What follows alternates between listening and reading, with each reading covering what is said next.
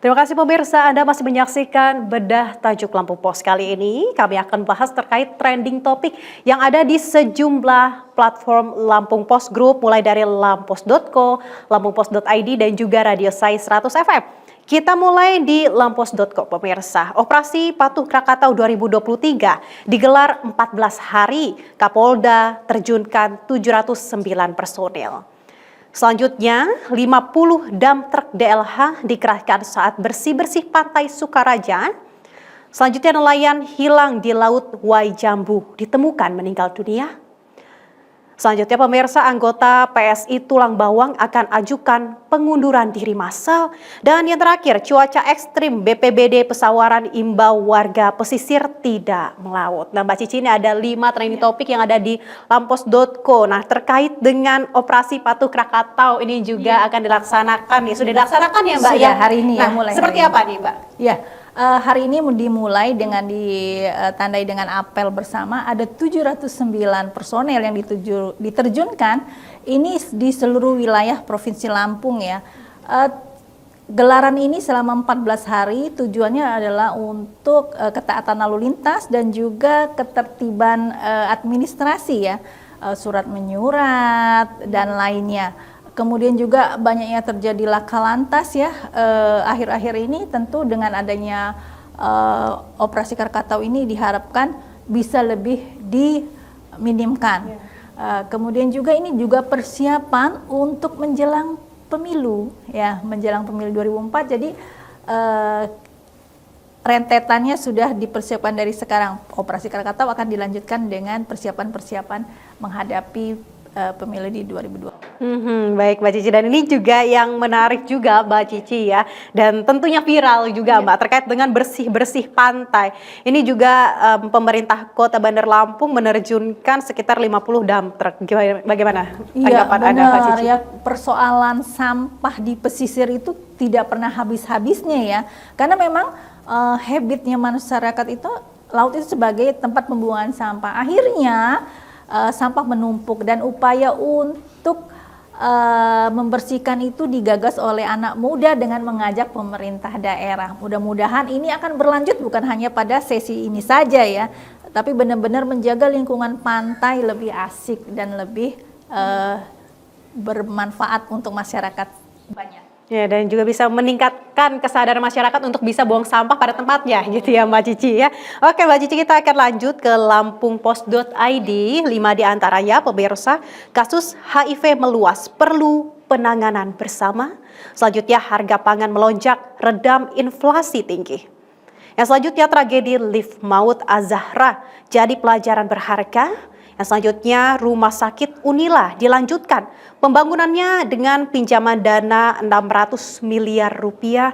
Dan yang terakhir di lampungpos.id, kepulangan jemaah haji Lampung. Nah Mbak Cici, kita akan bahas terkait dengan kasus HIV yang juga meluas, bahkan ini tidak hanya menyerang orang dewasa saja, bahkan juga anak-anak. Iya, kita kemarin ini sempat tenggelam ya soal HIV karena memang ada virus COVID ya kan, tapi ternyata HIV ini memang masih terus ada, bahkan totalnya ada 5 ribuan warga Lampung yang terinfeksi. Virus ini bisa menurun ya, atau genetik ke janin. Kalau ibu atau orang tuanya terkena HIV, maka janinnya kemungkinan besar bisa juga tertular. Nah, upaya-upaya untuk menurunkan ini perlu menurunkan ya, tindak jumlah infeksi itu perlu dilakukan secara masif dan bersama. Jangan anggap lagi mentang-mentang sudah terabaikan gitu ya. Padahal HIV itu masih terus ada dan dia akan merongrong bagi kesehatan tubuh kita. Jadi ketahanan tubuh itu akan semakin melemah dengan virus yang terus ada di dalam tubuh. Namun kecenderungan ini masyarakat takut gitu berdekatan dengan orang yang terinfeksi HIV. Itu padahal harusnya dirangkul ya Mbak Cici. Seperti apa menurut Anda nih? Iya, harusnya sih memang kita bersama-sama bahwa HIV itu adalah virus yang tentu saja virus ini bisa dicegah dengan berbagai cara, dan pola hidup sehat, pola hidup bersih itu akan membantu penderita maupun masyarakat sekitar. Jadi tidak perlu takut ya untuk berkawan atau berinteraksi dengan penderita. Iya, baik Mbak Cici, kita beralih dari kasus HIV, ini ada harga pangan melonjak redam inflasi tinggi. Bagaimana nih Mbak Cici? Iya, setelah Lebaran Idul Adha ya, ternyata harga beberapa kebutuhan pokok seperti daging ayam dan telur ayam itu masih makin Tinggi. menggila ya, Ya. menyentuh harga sampai 90.000 di wilayah Waikanan. Kalau untuk telur ayam mencapai 30.000 per kilo. Ini ternyata dipengaruhi oleh harga pakan. Jadi pakan kita itu makin lama makin naik karena apa? Karena sebagian besar adalah impor. Padahal di Lampung adalah produsen jagung besar ya. Yang ini adalah sebagian besar itu bisa untuk pakan ternak. Kenapa tidak memanfaatkan ini, memanfaatkan produksi jagung yang ada di Lampung untuk membuat pakan sendiri. Nah ini harus ada solusi-solusi seperti ini. Sebab kenaikan harga pangan akan memicu inflasi tinggi, daya beli masyarakat menjadi menurun. Betul. Dan ini akan mempengaruhi ekonomi secara keseluruhan. Mudah-mudahan ada regulasi ya dari pemerintah daerah untuk menangani persoalan ini. Baik Mbak Cici, tadi kita sudah membahas terkait dengan di lampungpos.id. Nah kita beralih Mbak Cici ke Radio Saya 100 FM, 5 diantaranya pemirsa. Pertama, Randy Pandugo luncurkan single berbahasa Indonesia sepanjang karirnya. Selanjutnya, Ramen Girl nyanyikan lagu Juicy untuk soundtrack film Hollywood Joyride. Dan yang ketiga pemirsa, Aqua raih triple platinum lewat lagu Barbie Girl.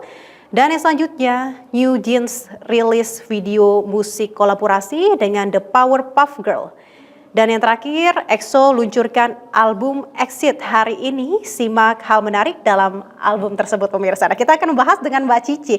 Mbak Cici, ini ada Randy Pandugo ya. Ini musisi yang masih muda, mengeluarkan betul. single baru tapi berbahasa Indonesia. Yang biasanya dia berbahasa Inggris gitu. Ya. Mungkin ini dia ingin memberikan sentuhan lain ya. Kalau selama ini lagu-lagunya pasti berbahasa Inggris ya. Sementara memang banyak fansnya juga, tapi dia masih ingat dan dia masih cinta Indonesia. Akhirnya memang kebutuhan untuk album ini, dia buatlah album berbahasa Indonesia sepanjang ini pertama ya. Judulnya dia Senandung Lara ya, yang berisi tentang kisah percintaan, asmara, kekecewaan, harapan dan lainnya. Semua berbahasa Indonesia yang akan dirilis di tahun 2024 berbarengan dengan tahun demokrasi ya. Mudah-mudahan lagu bahasa Indonesia ini semakin banyak masyarakat kita ya makin mencintai si Randy Pandugo ini. Baik, terima kasih Mbak Cici sudah bergabung bersama saya pada Bedah Tajuk Lampung Pos kali ini. Terima kasih juga pemirsa Metro TV Lampung, Anda sudah menyaksikan Bedah Tajuk Lampung Pos edisi hari ini. Jangan lupa untuk terus update informasi Anda di Harian Umum Lampung Pos dan juga mengupdate website kami di lampos.co, lampungpos.id dan juga Radio Sai 100 FM. Saya Karisma Kristi beserta kru yang bertugas pamit undur diri. Salam sehat dan sampai jumpa.